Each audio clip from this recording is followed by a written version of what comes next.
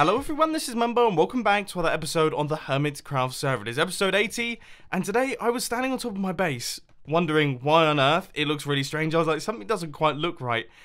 And I've now just realised that my render distance is incredibly low, and it makes it look like this is like its own planet. This is literally planet Mumbo. This is what we've got. It's just floating out in space. And I must admit, I would want to live here. I mean, as far as skyblock bases go, this one would be pretty special. Anyway, in today's Hermitcraft episode, we have got tons of... Oh my word, I've got connected textures on. Oh, now do I prefer that? Or do I not like that quite so much? It does look quite good, actually. I mean, it definitely makes the gigantic orb look better. And some of these modern buildings do look pretty fancy with it. I might run it for today's episode. You can let me know down in the comment section. Anyway, as I was saying, sorry, I keep getting distracted. In today's Hermitcraft episode, I want to do a little bit of work on lag busting. You know, I mean, I'm taking off on the server is pretty rough for me, and I definitely think my base has something to do with that. We've got lots of entities flowing and lots of farms running all at once, so I'm going to try my best to add in systems that allow me to switch bits off. Starting with, I would argue, one of the main culprits. This guy right here, the melon and pumpkin farm. This thing is permanently activated and is constantly firing, dropping melons and pumpkins into water systems and everything like that. And yeah, I definitely think that needs to change, but I'm trying to work out how on earth I'm actually going to do this. Yeah, I mean, it's pretty tightly compact. It's also working pretty well. Wow, we've got, what, 10 shulker boxes filled with melon and pumpkins? That's not bad. I tell you what is bad. The fact that we don't have any redstone. We are fresh out of it. Okay, shopping district or mining session. Yes! Yes, yes, yes. 1, 2, 1, 2. Thank you ever so much, Scar. How are they so cheap? Well, that may be good news, but my idea for how to switch off all the pistons hasn't worked. And there really isn't much else I can do. I suppose I could run repeaters across the tops of all of these blocks. How many repeaters is that going to use? How many per layer is it? 8. So how many layers are there? There's 1, 2, 3, 4, 5, 6, 7, 8. That's 64, 64, 64, 64. 4 stacks of repeaters. Right, let's go back to Scar's shop. And... yes! Scar! Oh, you're my favourite person. Honestly, the shops are one of the best reasons for playing on a multiplayer server. Just being able to buy the items you need is fantastic. Now let's just give this thing a test. Now I'm going to use a button for now, and what we should see is all of the pistons extending right the way across. The only ones that I didn't see were the top ones.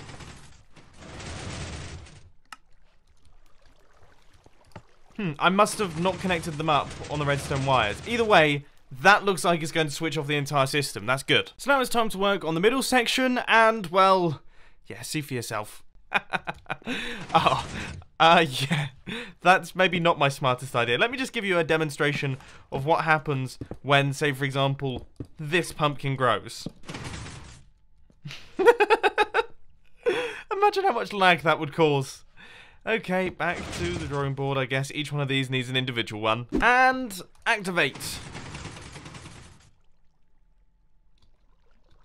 That's weird. So only that piston has activated on that layer. Other than that, all of the pistons on this side are fine. And all of the pistons on this side are fine as well. So this is all fully shut off. I wonder what's going on over there. Turns out all of the repeaters were missing. I don't know how I've managed to do that, but it's now fixed.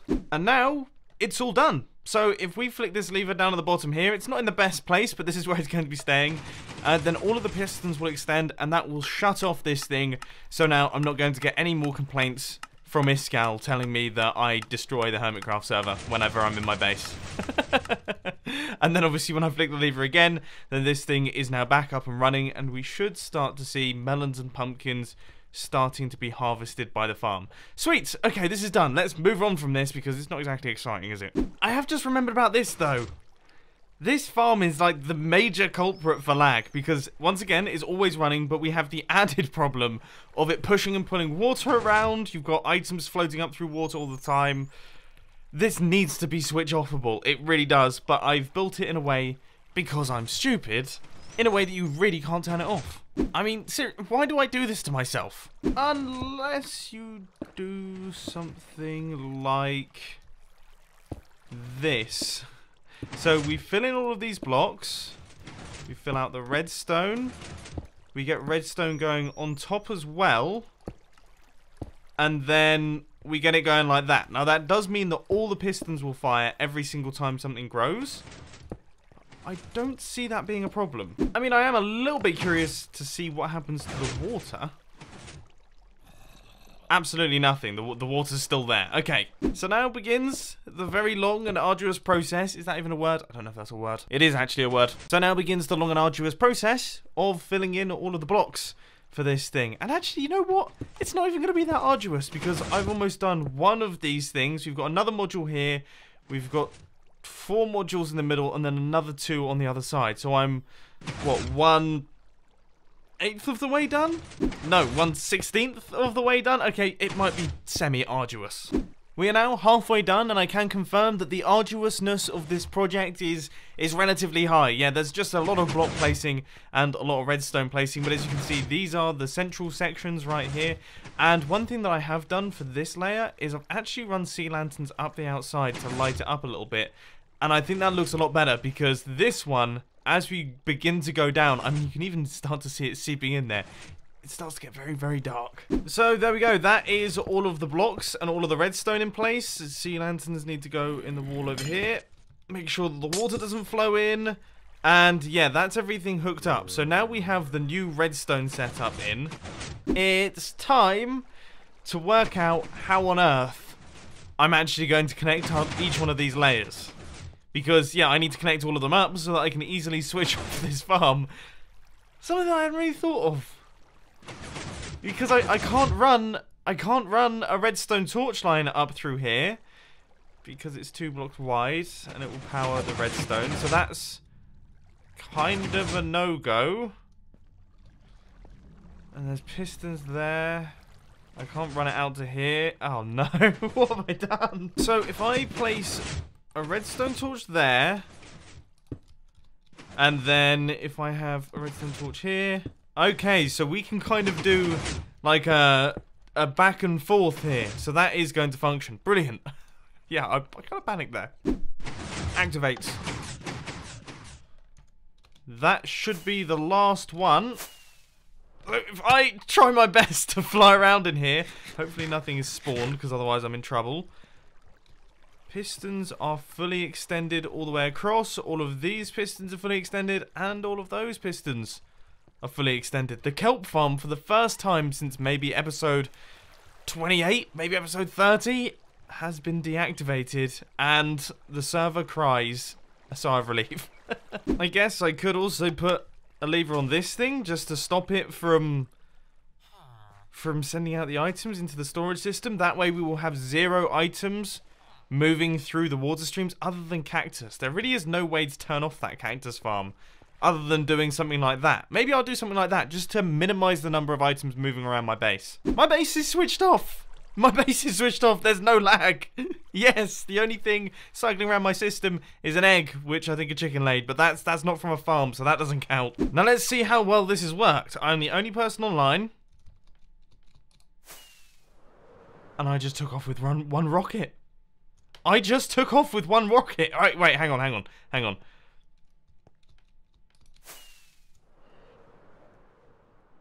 I can't believe it.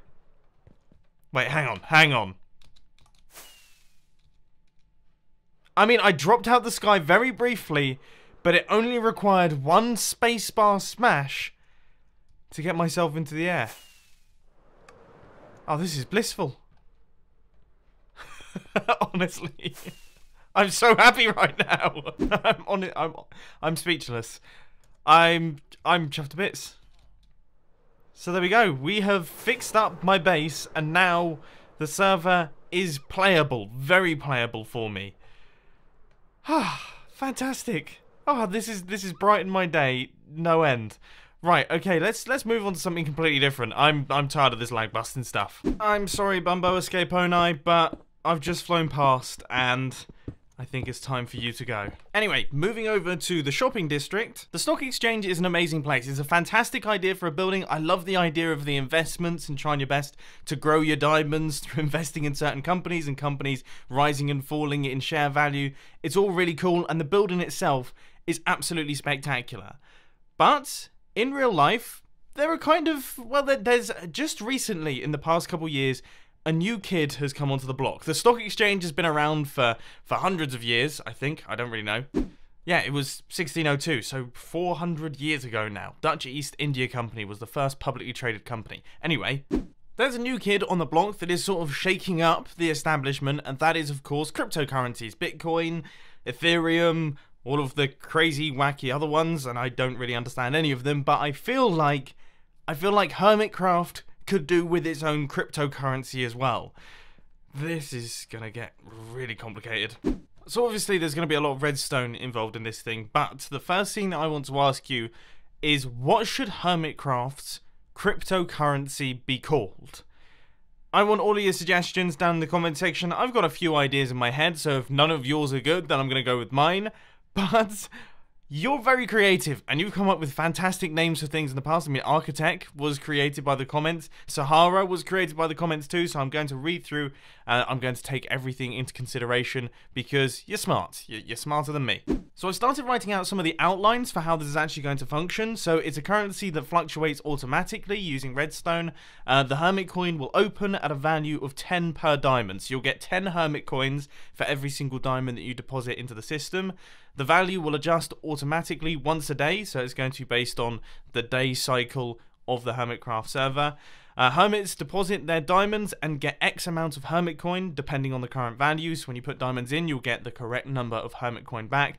And you can sell your Hermit coin at any time by putting them into the cash out chest, and then you will receive the correct number of diamonds back. So you can always just buy and sell Hermit coin whenever you want to. You can do it as much as you like. Now, we take a diamond commission on each transaction to stop speedy trading, because otherwise people can go back and forth really fast. And Hermit coin will be stored in each person's personal vault. So each hermit will have a vault where all of their Hermit coin is stored, and they'll have their own access key and everything like that. We'll work out all of that stuff later on. This project is going to be huge, by the way. And no one can leave the building with Hermit coin. That's important. So you can't just hoard all of the Hermit coin in your inventory, because then you're not going to be affected by the price fluctuations or anything like that. Hope all of that makes sense. So it's time for us to do some redstone designing. The first thing we have to do is work out how we're going to do the fluctuating currency. So this is the first setup that I've created, and as you can see, every single time we hit this button, something happens. So the value's just gone up to 10. If we hit the button again, nothing happens. So we have some days where the value doesn't change. If we hit the button again, the value's just dropped down. Nothing happened. The value's gone back up. The value's gone up again. So you can see it's kind of fluctuating, going back and forth, and trading places. Oh, and just in case you were confused, every single time I hit that button, that was simulating a day going by in Minecraft, just in case you're a little bit lost there. Anyway, this system, it works, but it lacks a lot of the functionality I need, so let's get back to it. And I think we're going to go for something like this, which is a system that will tell you the value of whatever we're calling these coins in the form of a lit up redstone lamp, and then we can actually take output from this thing and then use it as logic for the rest of the system. And now that I've actually built up all of the circuitry, yeah, this is definitely the way to go. So we have an output here. This tells us, well, it tells the machine what the current value of our bits are, and then if we take a look at the front, you can see that currently they're at the maximum value. So you get 2 bits for every diamond that you deposit, which means that every single bit is worth half a diamond. Now, if we devalue this slightly, you can see it drops down. Now, it's a quarter of a diamond for a bit, or you get 4 bits per diamond.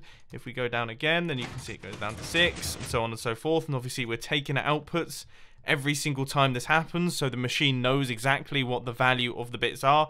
And then if we pump the price back up again, you can see that that shifts around. So the value will go up and down this meter right here. Now the randomizers go in, which push the prices up and down. So that was a none. That was a down. That was another down. Alright, that was a nothing. That was an up. You can see how this is going to work. And I don't know if you can tell, but I'm getting very excited right now. Now I'm sat here just trying to work out how on earth I'm going to program the logic that allows me to shoot out the correct number of bits into the cash out and cash in chest. Ugh. I think, to be honest with you, that is more content for a redstone video. So I think I'm actually going to dedicate an entire redstone video to trying to work out all of the logic here and actually build out a full system. So look forward to that releasing in the next couple of days. Anyway, let's pop back onto the Hermitcraft server. And there is one thing that I've been meaning to do for quite some time, ever since I started work on the project. And that is to connect up my witch hut to the nether. I'm always terrible at doing this, so expect it to go wrong multiple times. In fact, I don't even have any obsidian to start with, so that's not the best beginning, to be quite frankly honest with you. But yeah, we need to get this thing connected to the nether. I'm so sick and tired of flying. But there is one bonus to flying, and that is the fact that you fly in over the enormous hole that we have right here. Yeah, it still looks good, but it has to be twice as big. That's a project that's also on the horizon. We've got a lot of big projects on the go, which is good. I enjoy that sort of thing. Anyway, I am going to plonk this down here, and these blocks here, these are the central blocks. So 2105 by minus 3136. Remember that. My pen's not working. Work. 2105. Minus 3136. I almost forgot it instantly. Right, so now that I've actually got that noted down, I'm gradually making my way through the nether. Ah! Whoa! Okay, that caught me really off guard by there. Right then. I forget how fast lava moves in the nether. Right, I've got to be careful. How much faith do I have in my thumb being on shift? The answer is probably not that much. I'm going to put fireworks in my hotbar. It's probably not a bad idea. Ugh. Well, we managed to make it to the correct X coordinate. Now we just need to make it to the correct Z coordinate. I think we're going about 400 blocks in this direction. This should actually be quite easy. Here goes. We're about to find out if this has worked. I'm going to create a 3x3 portal at the end of this tunnel right here. And I'm hoping, if I've done my maths correctly, that this all functions properly. Portal is lit. And in we go.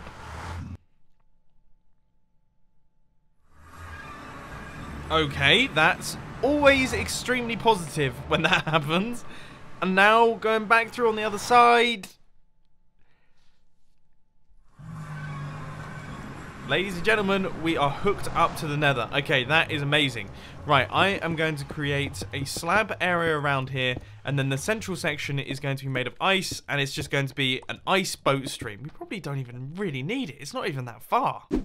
That was the loudest ghast noise I've heard in a long time. Where on earth did that just come from?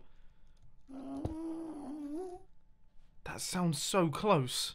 Yeah, it's times like these where I wish I had bows on me. Why do I never carry a bow? Look how war-torn this area is, by the way. Clearly I'm not the first person to have a war here. I think instead of a boat, I'm going to do this the old way. And we're just going to do the old run and jump. Does that still work? That does seem faster than regular sprinting. Honestly, I can't tell because those boats are so ridiculously fast. So it just goes along there and across there. Yeah, it's really not that far. I don't know how many ghasts that was, but that felt like more than 2. I am flying out of here and away for the time being. Well, after a few hairy moments, I managed to get the entire thing built. So let's time how long this takes. All right, 3, 2, 1, go. So we run onto here, and that's been nice and quick so far. Now we can actually make that turn now without flying off the edge, because that was always a little bit scary. And then this bit, we are gradually running out of food. I wonder if we can make it to the end without fully running out so that we stop sprinting. Oh, it's gonna be close. But we get there within 25 seconds. That's a perfectly doable journey. So there we go. We can now actually go to and from the witch farm with relative ease, as opposed to having to fly there for maybe 2 or 3 minutes every single time. I always thought I was a little bit silly. I thought that flying there was actually quite quick, and maybe quicker than going in the nether. But how ridiculously wrong could I be? That's such a stupid thought. But now that we've returned home, unfortunately, that is all I've got time for today. I hope that you enjoyed this episode on the Hermitcraft server. It's been a lot of fun. If you have enjoyed it, please press that like button. And if you really loved it, then make sure what happened there. Okay, I can't believe I just... You know what? Okay, it's the end, alright? I can't do my outro anymore. I can't believe I just messed it up. That's the first time in ages. Bye.